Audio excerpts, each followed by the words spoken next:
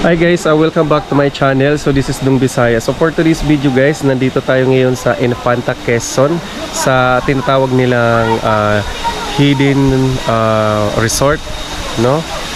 Basta ganun, hidden, may hidden siya. Hidden Paradise pala. Hidden Paradise Resort. So kung makikita nyo guys dito sa likod ko, ayan oh, napakaganda. Ayan.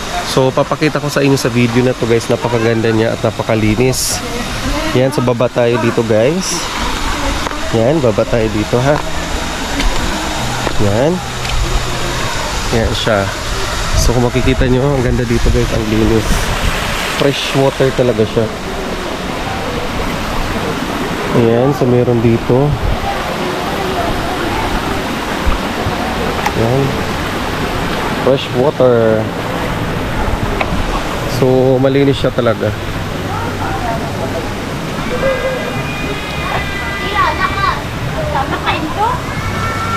Ayan, tapos ito yung pinaka-main niya dito. Pero hindi naman siya ano, sakto lang naman, pwede na, pero malalim ata ito eh.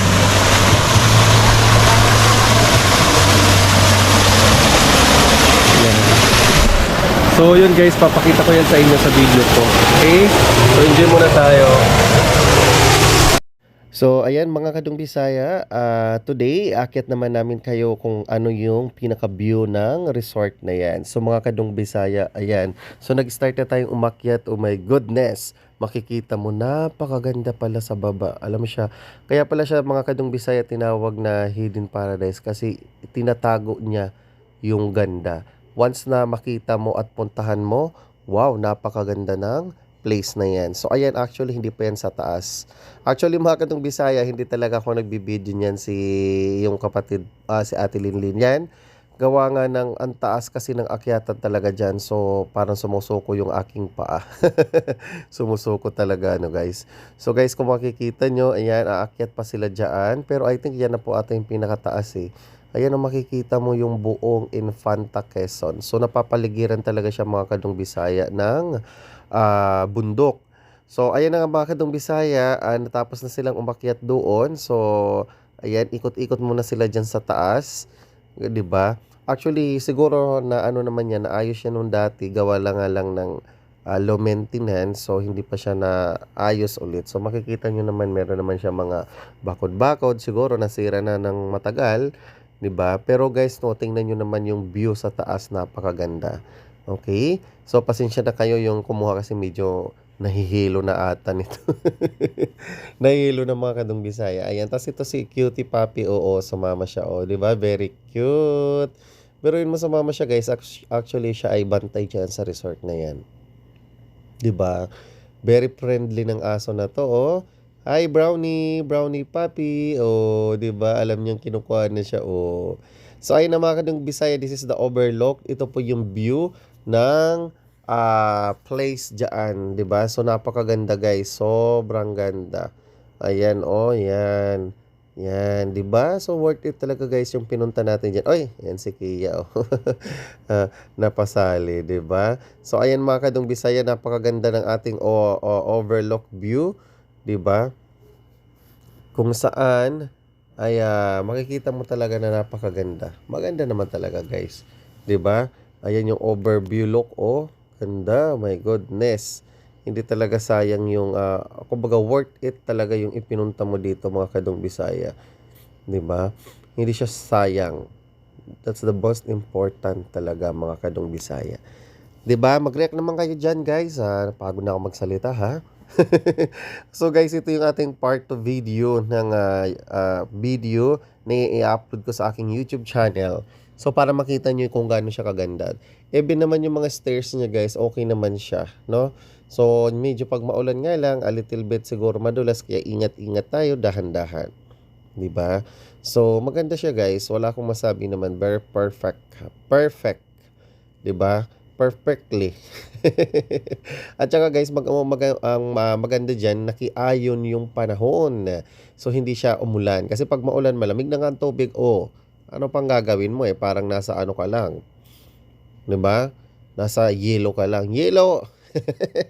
So ayan guys, oh grabe ang ganda. Parang umaagos lang galing sa bundok. Ginawan nila ng parang drainage tapos diretso doon yung tubig, 'di ba? Hindi drainage na kanal ha, drainage ng tubig para doon sa mga pool.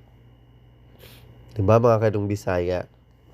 So ayan, napakaganda ang tatangkad ng mga niyog nila dito. Ang tawag diyan sa amin anahaw, 'di ba? Anahaw naman talaga 'yan eh.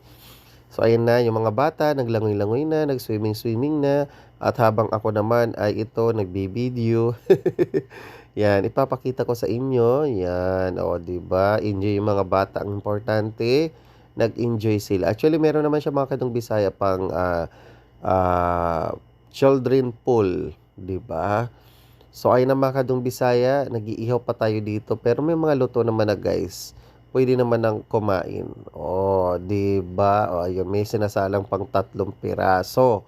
Gawa nga ng ang dami kasi diyan na niluto mga kadong Bisaya. So naabutan na ng hapon, yung iba kumain na, yung iba hindi pa.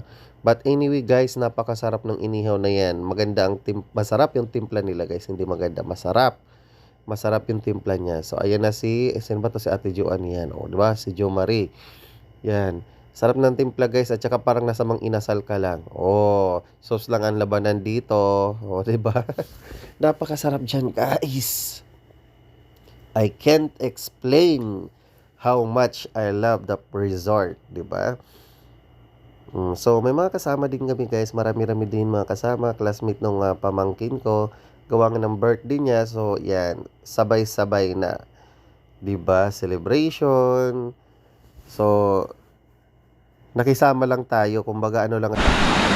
Hi guys! Welcome back to my channel. So guys, for today's video, nandito tayo ngayon sa ayan, oh gubat to guys.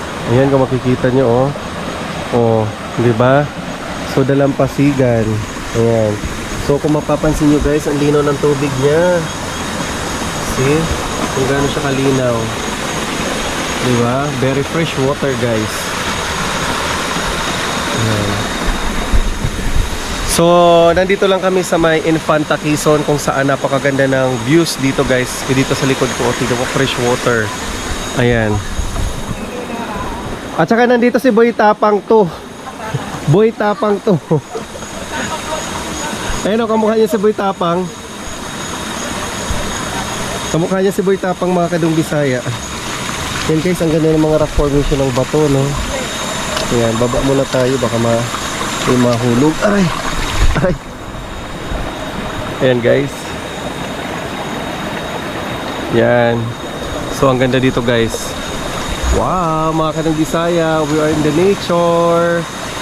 See?